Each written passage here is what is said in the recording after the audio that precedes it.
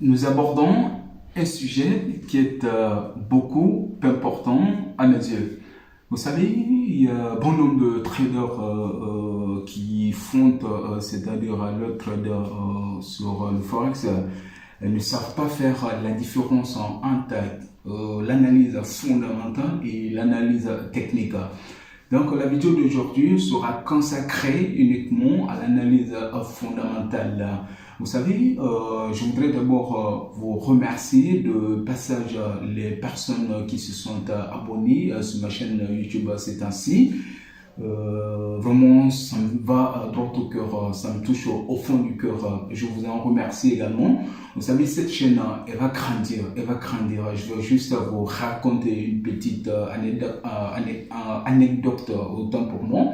Vous savez, quand j'étais à mes débuts, quand je voulais, c'est-à-dire créer cette chaîne YouTube, j'avais des potes à moi, certains même m'avaient moqué comme quoi quand tu feras ta chaîne YouTube, tu n'auras pas assez d'abonnés, nanani, nanana.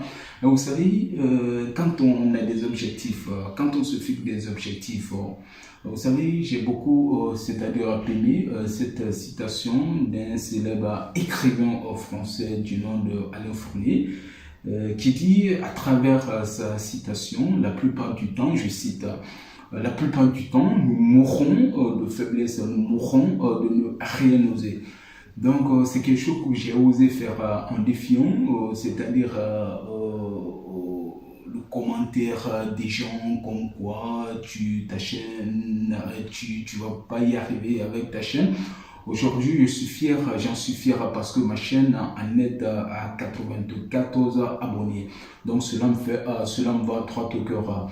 Donc, revenons, c'est-à-dire à nos moutons. Je vous disais à l'entame de cette introduction, bon nombre de traders ne savent pas faire la distinction entre l'analyse fondamentale et l'analyse technique. Donc l'analyse fondamentale aujourd'hui, la vidéo d'aujourd'hui sera consacrée uniquement à l'analyse fondamentale. La semaine prochaine, je parlerai, c'est-à-dire sur l'analyse technique. Donc, en ce qui concerne l'analyse fondamentale, je vais juste faire un petit rappel. Vous savez, en trading, comment ça se fait? Le trading, c'est une activité qui consiste à acheter et à vendre des actifs sur le marché financier. Donc, le trading, en trading, qu'est-ce qu'on constate? C'est-à-dire des mouvements, tantôt les mouvements, c'est-à-dire qu'est-ce qu'on fait sur le trading? On achète des actifs financiers qui peuvent être des matières premières, des obligations, des actions, tantôt, c'est-à-dire on constate des hausses des prix de devises ou des bas, c'est-à-dire tantôt les devises sont en hausse, tantôt elles sont en baisse. Et quant à l'analyse financière, c'est quoi son rôle? L'analyse financière consiste à comprendre les fluctuations, c'est-à-dire les facteurs qui influencent l'économie. Et quels sont les facteurs qui influencent l'économie? C'est-à-dire les facteurs qui influencent l'économie sont entre autres. On a les capacités de production, on a les données relatives à l'emploi, on a la confiance des consommateurs. Donc pour une entreprise, par exemple, je veux juste vous donner, c'est-à-dire un exemple. Vous savez, le but principal de l'analyse financière, de l'analyse fondamentale, autant pour moi, est de tirer des conclusions sur la direction que peut prendre le cours d'une devise sur le moyen ou le long terme. Ensuite, elle permet également, c'est-à-dire l'analyse fondamentale, elle permet également, c'est-à-dire d'ouvrir des positions sur le marché des changes à partir de ces constatations. Je vais juste vous donner un exemple. Quand on veut acheter une action d'une entreprise, la première des choses, qu'est-ce qu'on doit faire? On doit d'abord t'étudier,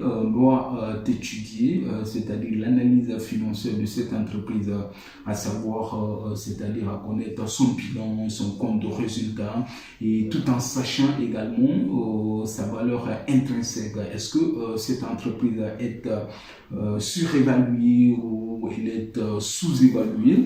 Et ensuite, on essaie d'étudier comment se porte cette entreprise tout en étudiant, c'est-à-dire ces différentes perspectives.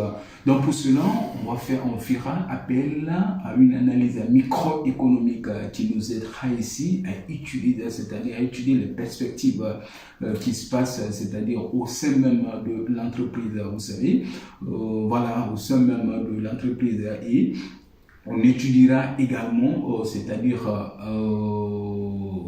l'environnement dans lequel est située l'entreprise. Donc, on fera appel à une analyse macroéconomique. Vous savez, l'analyse fondamentale, le plus souvent, c'est-à-dire les traders qui réussissent le mieux sur le Forex sont ceux qui utilisent à la fois l'analyse fondamentale et l'analyse technique. Vous savez, il y a un très grand trader, un des plus grands traders au monde, c'est-à-dire du nom de Bruce Kovner, donc un trader qui est devenu un milliardaire. Lorsqu'on lui a posé la question de savoir entre l'analyse financière et l'analyse technique, laquelle des deux lui préférait, c'est-à-dire à choisir, il répondait tout simplement, c'est comme si vous demandez à un médecin s'il préfère traiter un patient en établissant un diagnostic ou en surveillant son état avec un graphique. Pour lui, faire les deux, c'est ce qui est mieux, c'est-à-dire l'analyse fondamentale et l'analyse technique, parce que l'une ne peut pas aller sans l'autre. Vous savez, le but général de l'analyse fondamentale donc est de tirer des conclusions sur la direction que peut prendre, c'est-à-dire le cours d'une monnaie, à savoir voilà, sur le cours d'une monnaie, et en même temps anticiper les fluctuations à venir.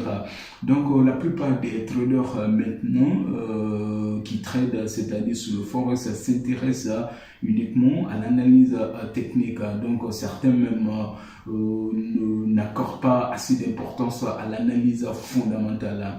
Et pourtant, vouloir négliger les deux, c'est vouloir, c'est-à-dire considérer les deux, parce que l'une ne peut pas marcher sans l'autre. L'analyse fondamentale, elle permet, c'est-à-dire quand, par exemple, il y a l'actualité financière, donc vous savez, il y a une nouvelle qui vient de tomber concernant, par exemple, la baisse des devises ou la baisse ou l'augmentation, c'est-à-dire des devises. Donc vous, en tant que trader, vous devez tenir compte de tout ça, c'est-à-dire les fluctuations qui peuvent y avoir. Donc sur ce, je ne vais pas essayer de beaucoup parler sur l'analyse fondamentale, parce que ce qui est important le plus souvent aux yeux des traders, c'est l'analyse technique. Donc la semaine prochaine, je vais essayer de faire une vidéo conséquente en ce qui concerne l'analyse technique, parce que l'analyse fondamentale, il n'y a pas assez de choses à expliquer. Je ne vais pas m'attarder sur ça. La semaine prochaine, je vais essayer de faire une vidéo très importante en ce qui concerne l'analyse technique.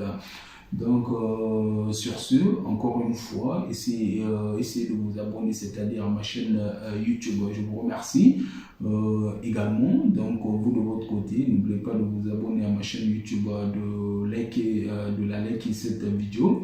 Donc on se dit à la semaine prochaine pour une nouvelle vidéo. Et sur ce, prenez soin de vous et passez un excellent bon week-end.